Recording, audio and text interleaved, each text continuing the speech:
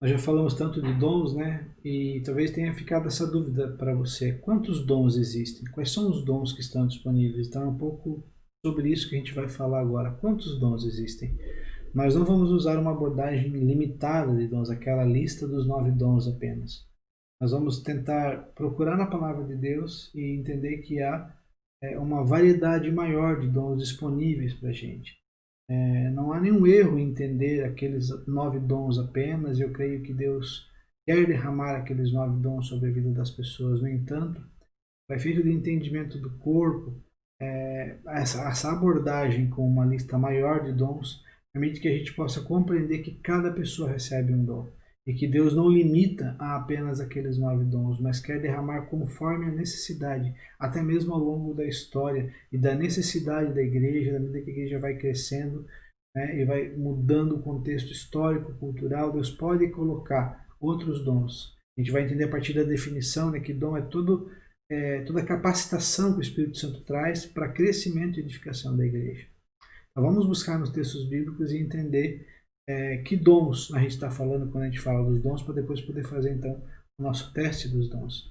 Então é muito importante conhecer e identificar o papel de cada dom espiritual, né? Que papel cada dom desse desempenha dentro do corpo.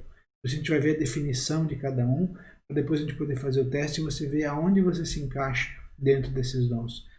Dentro dos times de futebol, dentro das empresas, né, nos times, nas equipes de trabalho, é muito importante a gente reconhecer a função de cada jogador, a função de cada membro da equipe. Quando você reconhece a função de cada um pode fazer o seu trabalho muito melhor. No futebol a gente tem aqueles que jogam na defesa, aqueles que jogam pelas laterais, aqueles que jogam pelo meio, aqueles que armam as jogadas, temos os finalizadores, né, os atacantes, os goleadores, temos o goleiro. E em cada esporte nós vamos ter características diferentes.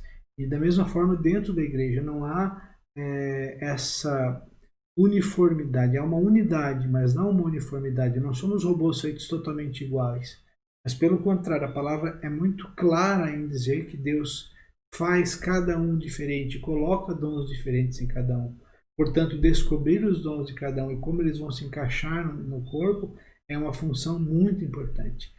Então, a partir daí, a gente vai ver agora, né, quantos dons existem e para que eles servem. Então, vamos para a palavra. Romanos 12, de 6 a 8, é o primeiro texto que a gente vai ver. Eu vou ler cada texto desse e a gente vai tentar extrair, então, desse texto os dons. Então, vamos lá. Deus, em sua graça, nos concedeu diferentes dons. Portanto, se você tiver a capacidade de profetizar, faça-o de acordo com a proporção da fé que recebeu. Se tiver o dom de servir, sirva com dedicação. Se for mestre, ensine bem. Se seu dom consistir em encorajar pessoas, encoraje-as. Se for o dom de contribuir, dê com generosidade. Se for o de exercer liderança, lidere de forma responsável. E se for o de demonstrar misericórdia, pratique-o com alegria. Então aqui nós vimos alguns dons, né? Então vamos tentar ver, eu coloquei ali em negrito para dar uma ajuda, né? Mas vamos lá. Eu destaco aqui 7 dons: profecia, serviço, ensino, que seria o dom de mestre, exortação, que significa animar ou encorajar, encorajamento, que poderia chamar também, o dom da contribuição, o dom da liderança e o dom da misericórdia. E a partir daqui, os próximos textos, a gente vai sempre destacar os dons sem repetir. Né? Aqueles que já apareceram, a gente não vai colocar de novo. 1 Coríntios 12, de 8 a 10. Fala o seguinte: a um o Espírito dá a capacidade de oferecer conselhos sábios, a outro o mesmo Espírito dá uma mensagem de conhecimento especial, a um o mesmo Espírito dá grande fé, e a outro o único Espírito concede o dom de cura, a um ele dá o poder de realizar milagres, a outro a capacidade de profetizar, a outro ele dá a capacidade de discernir se uma mensagem é do Espírito de Deus ou de outro Espírito. A outro ainda dá a capacidade de falar em diferentes línguas, enquanto a um outro dá a capacidade de interpretar o que está sendo dito. Então aqui vamos ver que dons aparecem nesse texto. Então, bom, tem mais aqui, né? Ainda continuando, 1 Coríntios 12, 28. Deus estabeleceu para a igreja, em primeiro lugar, os apóstolos, em segundo, os profetas, em terceiro, os mestres, depois os que fazem milagres, os que têm dom de cura, os que ajudam outros, os que têm o dom de liderança e os que falam em diferentes línguas. Então, antes de chegar na lista, Observe que em cada parte desses textos, Paulo vai falando, ele vai destacando dons. Em nenhum lugar ele repete os mesmos, não usa a mesma ordem, e em outros lugares ele vai citar outros dons sem dar peso, sem dar, dizendo, ó, aqui está a lista fechada. Então a gente pode entender que mesmo esses que ele citou não são os únicos dons possíveis. Nós vamos partir desses que Paulo, que Pedro, né, vão citando ao longo da Escritura. Então vamos lá. 1 Coríntios 12, sem repetir os que já citamos anteriormente, a gente pode ver o dom da sabedoria, o dom do conhecimento, ou palavra de conhecimento, o dom da fé, o dom de curas, o dom de milagres, discernimento de espíritos, línguas, interpretação de línguas, o apostolado, o dom de socorro, de prestar ajuda e o dom da administração. Próximo texto, Efésios 4 e 11. Ali fala, ele designou alguns para apóstolos, outros para profetas, outros para evangelistas e outros para pastores e mestres. Então vamos ver o que aparece aqui. Sem repetir os que a gente já viu anteriormente, evangelismo, o dom de evangelista, e o pastoreio, o dom do pastorado. Então aparecem também aqui pela primeira vez. Próximo texto, 1 Coríntios 7, de 7 a 9. Aqui Paulo fala o seguinte, gostaria que todos fossem como eu, mas cada um tem seu próprio dom, concedido por Deus. Um tem esse tipo de dom, e outro aquele. Portanto, digo aos solteiros e às viúvas, é melhor que permaneçam como eu, com o dom que eu tenho. Mas se não conseguirem se controlar, devem se casar. É melhor se casar que arder em desejo. Então, de que dom Paulo está falando aqui?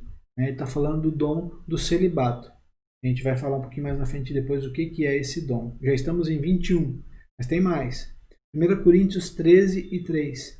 Se desse tudo o que tenho aos pobres e até entregasse meu corpo para ser queimado e não tivesse amor, de nada me adiantaria. Que dom Paulo está falando aqui?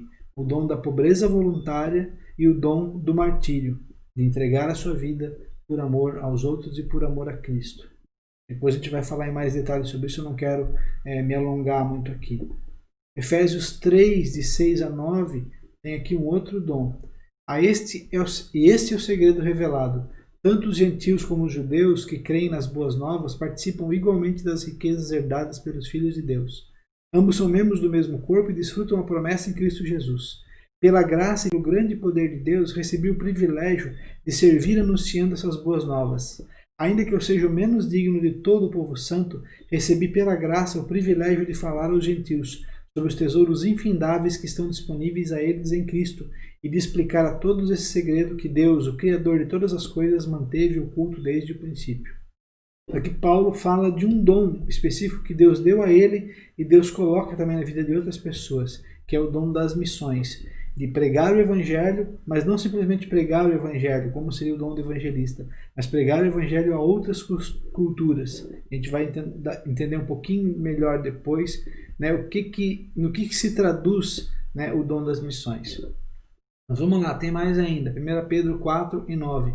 Abram sua casa de bom grado para os que necessitam de um lugar para se hospedar. E aqui a gente vê o dom da hospitalidade. Já estamos em 25, mas tem mais. Outros dons que não são citados explicitamente na Bíblia, mas que entende-se hoje em dia que são dons espirituais. Por exemplo, o dom da intercessão. Por exemplo, o dom da libertação ou exorcismo.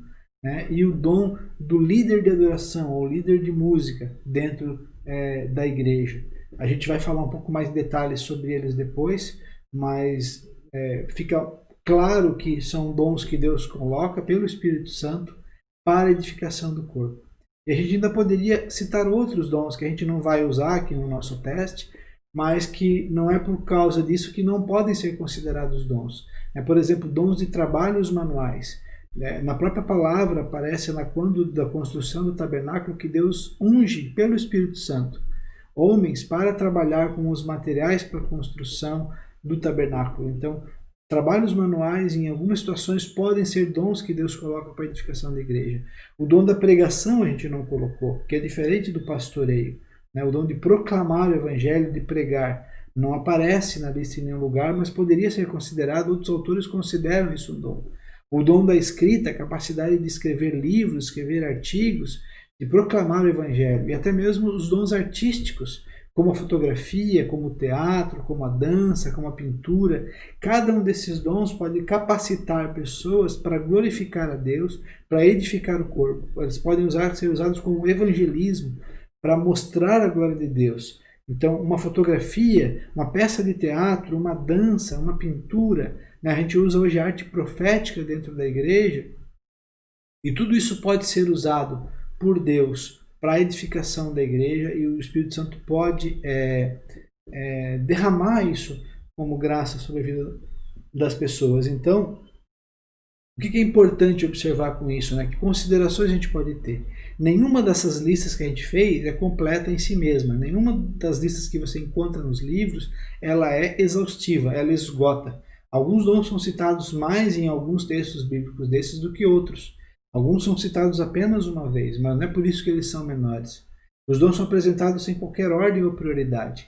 Talvez o único ponto lá quando Paulo fala dos ministérios, né? Ministério de profeta, de apóstolo, mas em nenhum outro lugar Paulo vai especificar uma ordem de importância. Nem Pedro vai especificar uma ordem de importância.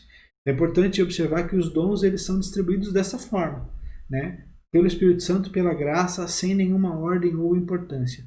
E nós podemos presumir a partir daí que mesmo essas listas não são completas, mas que Deus pode acrescentar. Por isso que eu creio que é importante, quando a gente pensa em edificação do corpo, pensar numa lista muito mais aberta, entender que Deus pode derramar na sua vida dons que sirvam para a edificação do corpo. E é assim que a gente vai trabalhar então. Então, para finalizar, vamos relembrar toda essa lista, né, sem nenhuma ordem de importância, vamos dizer assim, mas como elas apareceram nos textos que a gente leu. Então, profecia, serviço, ensino, exortação, contribuição, liderança, misericórdia, sabedoria, conhecimento, fé, curas, milagres, discernimento de espíritos, línguas, interpretação de línguas, apostolado, socorro, administração, evangelismo, pastorado, celibato, pobreza voluntária, martírio, missões, hospitalidade, intercessão, libertação e líder de adoração. Então, com essa lista, a gente vai... Dificilmente você vai dizer assim, pô, eu não tenho nenhum desses dons. Você vai acabar se encaixando em algum deles. Ou talvez em algum outro dom daqueles que a gente citou, né? Ou entendendo assim, que Deus pode te usar em algum momento a partir desses dons em chamados diferentes. Ok? Então, no próximo vídeo eu vou falar um pouco sobre cada um, eu vou descrever cada um desses dons dessa nossa lista, e depois, para finalizar, a gente vai falar um pouco sobre como descobrir que dons eu tenho, como eu então poder caminhar nessa direção de descobrir e começar então a praticar os dons. Então, aguardo você no próximo vídeo.